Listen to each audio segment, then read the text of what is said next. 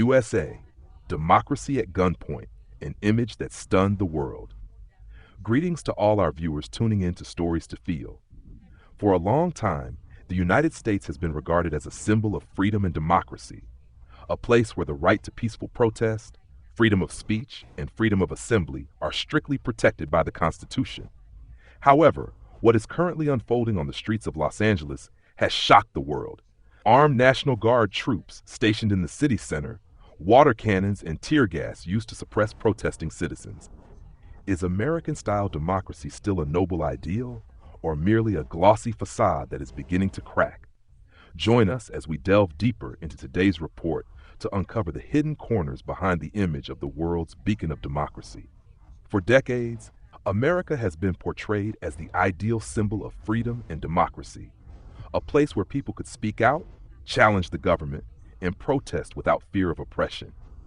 The U.S. Constitution was considered a golden shield protecting the fundamental rights of citizens. But now, the images coming out of Los Angeles have stunned the world. Armored vehicles roaring through the city, National Guard forces pointing rifles, clouds of tear gas, and hundreds of arrests, simply for peaceful protests. Instead of becoming a symbol of dialogue and the rule of law, the U.S. government has chosen to take a heavy-handed approach. Citizens are not being heard. They are being treated as security threats. The values the U.S. once used to preach to the world, human rights, freedom, democracy, are now being trampled by its own hands. A nation that used to condemn others for repression is now repeating the same actions on its own soil. From a symbol of hope, America is gradually becoming a vivid example of a paradox. Democracy can also be buried at gunpoint. America has long been promoted as a model of democracy for the world, a place where human rights, especially freedom of speech and peaceful protest, are considered sacred and inviolable. Yet, what has recently transpired in Los Angeles is causing that glossy veneer to peel away.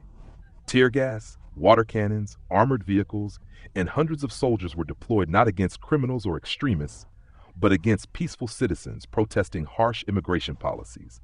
This event is not merely a temporary reaction to protests, but a troubling sign of a long-term trend: the militarization of responses to civil issues. While the U.S. often criticizes other nations for human rights violations, it is now using force against its own people. The question arises, if true democracy exists, why must guns be used for dialogue? Can the American democratic ideal still retain its core value, or is it just a mask cracking under the pressure of reality and growing public outrage? The wave of protests erupting in Los Angeles is not merely a response to a specific immigration policy. It is the culmination of long-standing anger, rooted in increasingly harsh and inhumane federal deportation campaigns. Night raids, unannounced arrests, and family separations are instilling fear in millions, especially among Latino and Asian communities, who see diversity as both identity and pride. According to statistics, in just the first quarter of 2025, over 60,000 immigrants have been detained across the U.S., most without criminal records. This shows the policy targets not just perceived threats, but entire immigrant communities, regardless of how settled they are. To many, the government no longer represents justice, but functions as a tool of oppression, viewing human beings as threats rather than individuals with dignity and the right to exist. The public's reaction is not just anger. It is a desperate cry to preserve the humanity that public policy is pushing into the shadows. The immigration crisis is just the tip. What lies beneath is a crumbling faith in the entire system. In a true democracy, social disagreements should be heard, discussed, and resolved through transparent dialogue. Yet in the U.S., the federal government is choosing the opposite path, using force to silence dissent. Peaceful protests in Los Angeles were quickly labeled a threat rather than a call to improve policy. Water cannons, tear gas, and mass arrests have become the default response. A modern city has been turned into a miniature war zone, where citizens are monitored, threatened, and suppressed in their own homeland. What's alarming is that most protesters engaged in no violent acts. They did not destroy property, nor call for regime change. They simply held signs and voiced opposition to unjust immigration policies. Using heavily armed military forces to confront citizens in this context is not only an abuse of power, but a clear sign that state power is exceeding legal limits. When power no longer serves the people, but begins to fear, alienate, and suppress them, democracy no longer exists. This is not just a crisis of trust, it is the collapse of the rule of law that once made America proud. Amid the growing wave of protests in California, the most controversial decision wasn't the use of tear gas or riot police, but an unprecedented move by President Donald Trump, deploying the National Guard to Los Angeles without the state government's consent. This is the first time in nearly 60 years that federal power directly intervened in a state without constitutional coordination. What's most concerning is the shift in purpose. In 1965, federal intervention protected civil rights. In 2025, the military was deployed to suppress citizens exercising those same rights. This reversal has not only sparked public outrage, but raised red flags among scholars, legal experts, and political observers. This action violates the principle of separation of powers between federal and state governments, a foundational pillar of U.S. democracy. When the central government unilaterally imposes its authority without local approval, it's no longer governance. It's a trend towards centralized power, threatening state autonomy and weakening the federal democratic system. This is not merely a short-term political conflict, but a sign of an institutional crisis, silently dismantling the balance of power built over centuries. In response to President Donald Trump's decision to deploy the National Guard to Los Angeles, without California's consent, opposition arose not only from the public, but also from local leaders. California Governor Gavin Newsom and Los Angeles Mayor Eric Garcetti publicly criticized the White House's action as an overreach of constitutional authority, a severe infringement on state autonomy, and a threat to democracy. The backlash extended beyond government officials. Residents across Los Angeles, one of the most multicultural and open cities in the U.S., expressed deep dismay. They felt occupied by their own government as armored vehicles, armed troops, and military checkpoints flooded their neighborhoods. Many said they no longer felt safe in their own homes. Civil organizations quickly stepped in. Multiple lawsuits were filed against the federal government, accusing it of violating the First Amendment, which protects freedom of speech and peaceful protest. The united voices of the public, local leaders, and civil society sent a clear message: using force solves nothing and only deepens the rift of trust between the people and the federal government. This is no longer a policy debate. It is a battle to protect the legal and moral foundations of an America fracturing from within. In 2020, the death of George Floyd ignited massive nationwide protests, exposing deep racial, justice, and human rights tensions in the U.S. Back then, the world was stunned to see a country known for championing human rights using violence against its own citizens. In 2025, history repeats, but this time, the scale and nature are even more alarming. Today's protests are not about a single person or incident. They reflect years of pent-up frustration, harsh immigration policies, family separations, and the fear of being arrested overnight.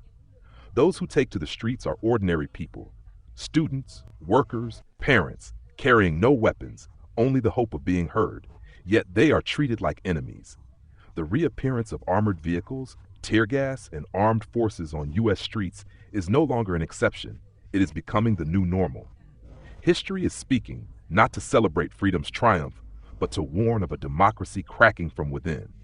For years, the U.S. has positioned itself as the global defender of human rights. Whenever a country used violence to suppress protests, NGOs, Western media, and democracy advocates would loudly condemn, demand investigations, and even call for sanctions. But when images show American soldiers deployed on Los Angeles streets, tear gas billowing, and armored vehicles rolling through neighborhoods, the world falls into a strange and frightening silence. There is no global outcry, no emergency UN meetings, no international pressure on the U.S. to explain itself. That silence is no longer neutrality. It is a dangerous compromise, clearly revealing the double standards in how the world perceives human rights issues. Many in the overseas Vietnamese community, who often criticize governments like Vietnam's, now face an awkward dilemma. They cannot deny the protest crackdowns in the U.S., yet are reluctant to criticize the country they once viewed as a democratic ideal. Rather than face the truth, they deflect blame onto the media, the protesters, or politicization. But the truth cannot be hidden. When a state uses force against its citizens' rights, it violates the very principles it once used to judge others. And when the beacon of democracy dims, the world must reflect. Is it time to let go of blind faith in a model that is rotting from within?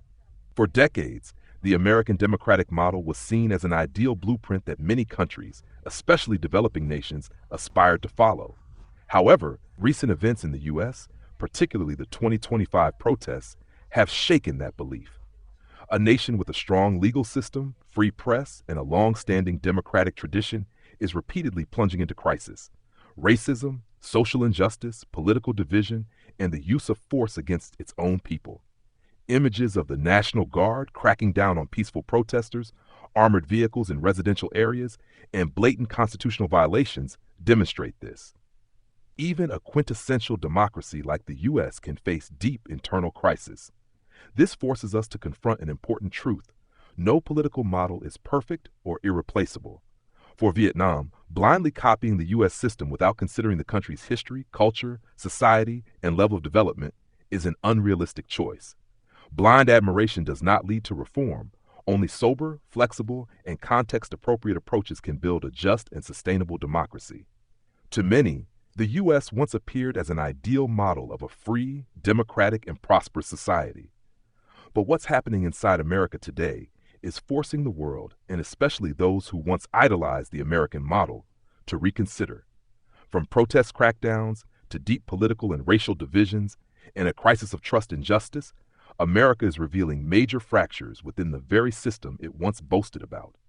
Many in the overseas community, or among intellectuals who once strongly advocated adopting the American democratic model for Vietnam, now find themselves in a bind.